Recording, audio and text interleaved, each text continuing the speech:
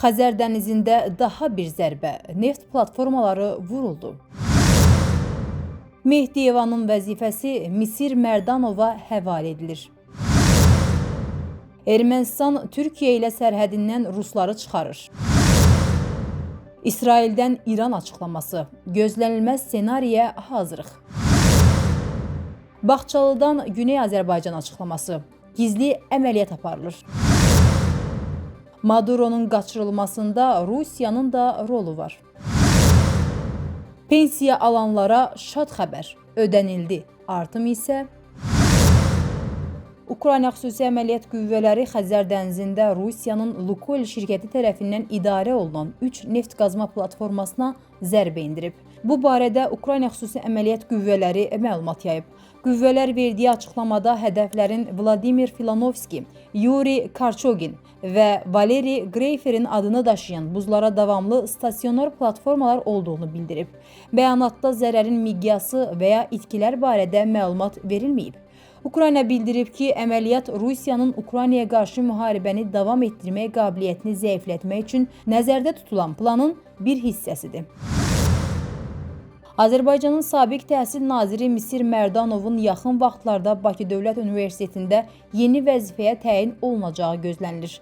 Axar TV Modernaza istinadla xəbər verir ki, o daha əvvəl Ramiz Mehdiyevin həyat yoldaşı Galina Mehdiyevanın rəhbərlik etdiyi və hazırda boş qalan hesablama riyaziyyatı kafedrasına rəhbərlik edəcək. İddia olunur ki, onun təyinatının indiyədək rəsmiləşdirilməməsinin əsas səbəbi ləğv edilmiş Riyaziyyat və Mexanika İnstitutunda direktor vəzifəsi üzrə davam edən Təhvil Təslim və Ramiz Mehdiyev işidir. Həmin prosesin yekunlaşmasından sonra Misir Merdanovun Bakı Dövlət Universitetində fəaliyyətə başlaması gözlənilir.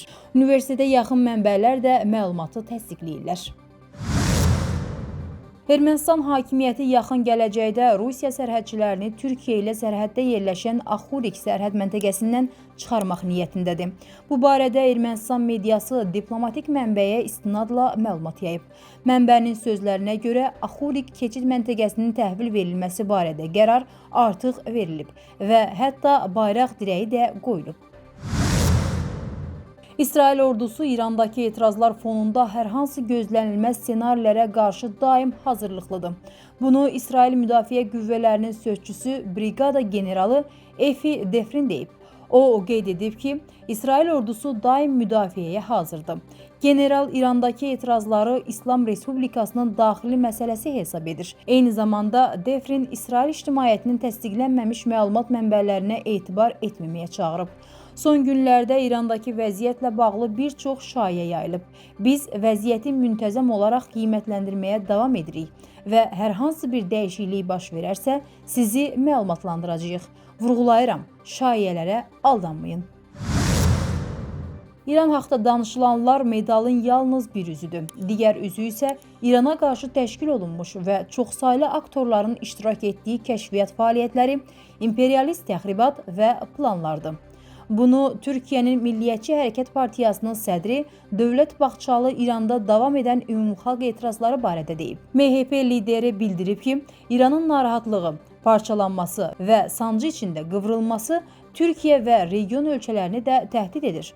Qonşu İranın siyasi və ərazi bütövlüyü, daxili sabitliyi Türkiyə üçün həyati, hətta ölüm-dirim məsələsidir. Hansı mərkəzlərin prosesə cəlb olunduğu, hansı planların həyata keçirildiyi və necə bir İranın hədəfləndiyini parkda oynayan uşaqdan soruşsaq, o belə bunu söyləyə bilər. Buna görə də icebergin yalnız görünən hissəsinə deyil, suyun altında qalan hissəsinə də baxmaq lazımdır. İrana neştər vuran, onu iflic etmək üçün gizli əməliyyatlar aparan, siyasi, hərbi və iqtisadi təhdidlərlə küncə sıxışdırmağa çalışan mərkəzlərin kimliyi bəllidir. Onların bədxah və həyasız məqsədləri məlumdur. Təhdid son dərəcə tanış və yaxındır. Dövlət Baxçalı Amerika Birləşmiş Ştatları və İsrailin baş verənlərdən sonra İrana qarşı hücum mövqeyi tutduğunu iddia edib. İrandakı hadisələrə siyasi, əxlaqi, inanc, mədəniyyət və qonşuluq bağları baxımından mütləq qarşı durulmalı, etiraz edilməlidir. Yaşadığımız coğrafiyanın alt-üst edilməsi, etnik və məzhəbi xətlərin qırılaraq düşmənçilik mövqelərinin daha da yenilənib güclənməsi hamımızın ziyanına olacaq. Buna görə də bugün birlik və bərabərlik günüdür. MHP sədri Güney Azərbaycan türklərinin proseslərə yanaşmasına da diqqət çəkib. İran türklərinin hadisələrə soyuqqanlı və məsafəli yanaşması çox dəyərli və təqdirə layiqdir. İran xalqı imperialist layihələr və sifarişlərə imkan verməyəcək.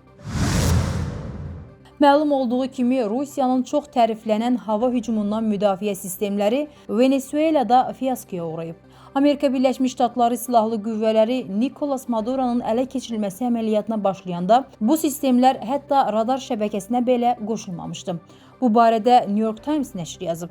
Rusiyanın çox təriflənən S-300 və Buk M2 hava hücumundan müdafiə sistemləri Venezuela ilə Rusiya arasında sıx əlaqələrin güclü simvolu olmalıydı. Bu ittifaq Rusiyaya Qərb yarımkürəsində Amerika Birləşmiş Ştatlarına qarşı artan müqavimət imkanı verirmiş kimi görünürdü, deyə məqalədə bildirilir. Lakin jurnalistlərin mənbələrinin sözlərinə görə Venezuela S-300 sistemlərini lazımi səviyyədə saxlaya və istismar edə bilməyib. Nəşr fotoşəkillər, videolar və peyk görüntüləri üzərində apardığı təhlil nəticəsində müəyyən edib ki, Amerika Birləşmiş Ştatları hücumu zamanı hava hücumundan müdafiə sisteminin bəzi komponentləri hələ ambardaydı və istismara verilməmişdi. Buna görə də aylarla davam edən xəbərdarlıqlara baxmayaraq Venezuela Vaşinqtonun əməliyyatına hazır olmayıb. Bəzi ekspertlər qeyd edirlər ki, Venezuela hərbçilərinin məğlubiyyətinə görə Rusiya da məsuliyyət daşıyır. Çünki Rusiyalı təlimatçılar və texniki mütəxəssislər sistemlərin tam döyüş hazırlığını təmin etməli və onların bu vəziyyətdə saxlanmasına kömək etməli idilər. Bu vəziyyətə Rusiyanın Ukraynaya qarşı apardığı müharibənin də təsir göstərdiyi istisna edilmir. Bundan əlavə, nəşrin iki mənbəsi hesab edir ki, Rusiya Vaşinqtonla daha böyük qarşıdurmadan qaçmaq üçün Venezuelaya satdığı hərbi texnikanın sakitcə yararsız vəziyyətə düşməsinə imkan vermiş ola bilər. Çünki Venezuela hərbçiləri Amerika təyyarəsini vursaydılar, bu Kreml üçün ciddi mənfi nəticələrə səbəb ola bilərdi. Bakı, Sumqayıt şəhərləri və Abşeron rayonu üzrə yanvar ayının pensiyaları ödənilib. Respublikamızın digər bölgələrində yaşayan pensiyaçıların, həmçinin güzəştli şərtlərlə pensiya hüququna malik şəxslərin yanvar ayı üzrə pensiyaları da bu ay qrafik üzrə ödəniləcək. Qeyd edək ki, pensiya artımları yanvarın 1-dən hesablanır. Amma artımlar fevral ayında ikisi birlikdə ödəniləcək.